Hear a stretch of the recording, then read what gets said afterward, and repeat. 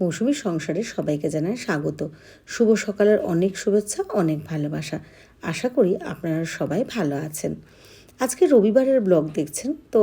এখন প্রায় 10টা মতন বাজে। আমি রান্নাঘরে এসেছি। সকালে তো যেরকম বাসি কাশরে চা খেয়ে নিয়েছি। তো ঋষির আজকে 9:30 থেকে পড়া ছিল, তো 9টার সময় ও পড়তে গেল। কেন, যেহেতু একটু হেঁটে যেতে টাইমই লাগে, আর ওকে তো সাইকেল কিনে দেয়নি এখনও।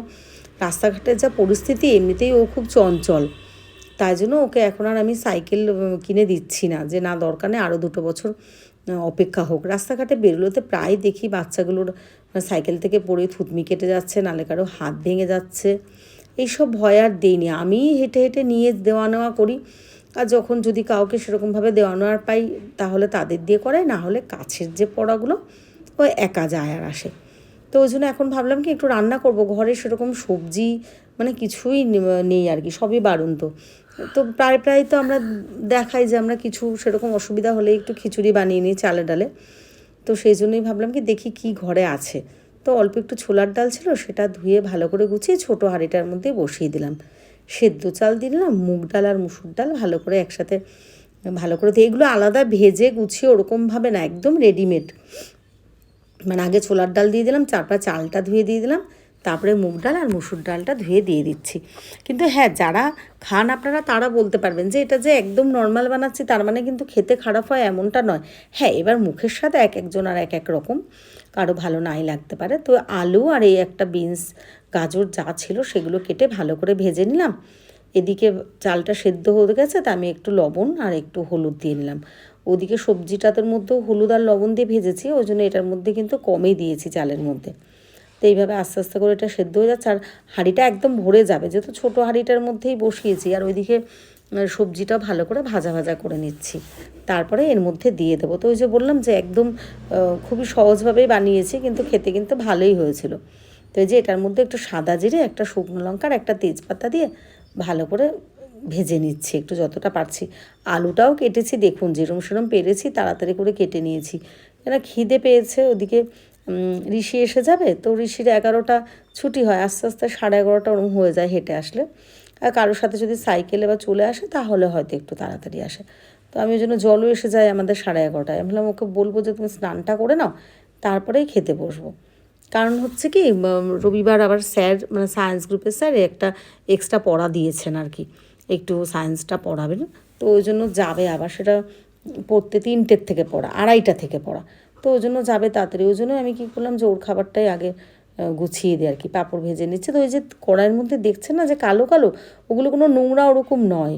ওই সেদিনকে ময়দা দিয়ে বেলেছিলাম না, যে পুরি বানিয়েছিলাম, ডিম পুরি, ওইগুলোর। তো ওটা যে আমি ছেঁকে আবার আলাদা করে গুছিয়ে নিই, কিন্তু আর গুছাইনি। আনলাম ঠিক আছে পাঁপড়টা ভেজে নিই, এমনি যে পাঁপড়ের মধ্যে খুব লাগছে সেরকম কিন্তু নয়, দেখতেই পাচ্ছেন।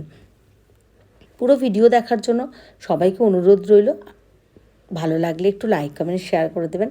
একটা লাইক আর একটা কমেন্ট করলে আমার ভালো লাগবে, ভিডিওটা আরও করতে উৎসাহ পাবো। তো দেখুন পাঁপড়গুলো ভাজা হয়ে গেছে, আমরা খাবার টেবিলে এসে গেছি। তো ঋষি দুটো থালা গুছিয়ে নিয়ে এসেছে, এবার দুজনেরই খাবার একসাথে গুছিয়ে নেব। দেখেই বুঝতে পারছেন একেবারে যে খারাপ হচ্ছে তা না। আর হ্যাঁ, দেখে সব জিনিসটা আবার বোঝাও যায় না, কিন্তু আমরা তো খেয়েছি, সত্যি কিন্তু ভালো হয়েছিল। আর হ্যাঁ, তবে একটা কথা, ঘি না বেশি ছিল না, যে ওরকমভাবে ঘি দিয়ে সবজিটা ভাজবো বা ঘি এর মধ্যে দেবো। ওই জন্য আমরা কী করেছি, ঘিয়ের কৌটোটা নিয়ে এসেছি, ওই 2 ফোঁটা 3 ফোঁটা করে যা পেরেছি পরিষ্কার করে একটু ওপরে ঘি দিয়ে নিয়েছি। খেতে কিন্তু বেশ ভালোই লাগছিলো, খারাপ লাগেনি। ঋষের আমি কিন্তু বেশ পেট ভরেই খেয়েছি।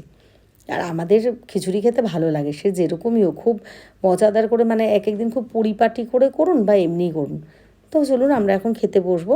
আর ঋষি ওদিকে এখন পড়তে যাবে, আর আমি একটু ঘরের টুকটাক কাজ সেরে তারপরে আবার ওকে আনতে যাব। মানে মাসে একবার করে না স্যারের সাথে দেখা হয়। বাইরে তো দাঁড়িয়ে থাকি সবাই আমরা গার্জিয়ানরা, কিন্তু মাসে একবার করে স্যারের সাথে দেখা করে আসি। যদিও ইনি নতুন স্যার সায়েন্স গ্রুপে, তো ওই জন্য একটু দেখাও করতে যাবো, ওই জন্য তাড়াতাড়ি করে গুছিয়ে নিলাম। তো এই যে ঋষি এখন রওনা হচ্ছে। ঋষি তো পড়তে চলে গেছে, এবার টাইম হয়ে গেছে ওকে আনতে যাওয়ার। এখন 4:10-15 বাজে, 4:30 নাগাদ হয়তো স্যার ছাড়বেন। তো আমি ওকে নিয়ে বাড়ি এসে গেছি। তো স্যারের সাথে দেখা করলাম, কথা বললাম। স্যার বললেন এমনি খুব চঞ্চল দুষ্টু। হ্যাঁ, সেটা তো যারা ওকে চেনেন জানেন তারা জানবেন যে ও সত্যি একটু চঞ্চল। যাই হোক, আমরা না আজকে মশারি টাঙিয়ে নিয়েছি, কারণ এত মশা মানে সহ্য করা যায় না। এদিকে দরজা জানলাগুলো খুলে দিলে না আরও প্রচুর মশা হয়ে যায়। দেখুন খাতা বইয়ের অবস্থা কী, পড়াশোনার নামে নাম নেই।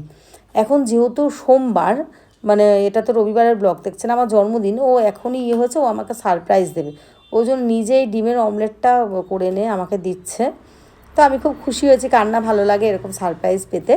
তো চলুন আজকের ভিডিওটা এখানেই শেষ করছি। সবাই ভালো থাকবেন, সুস্থ থাকবেন, শুভরাত্রি।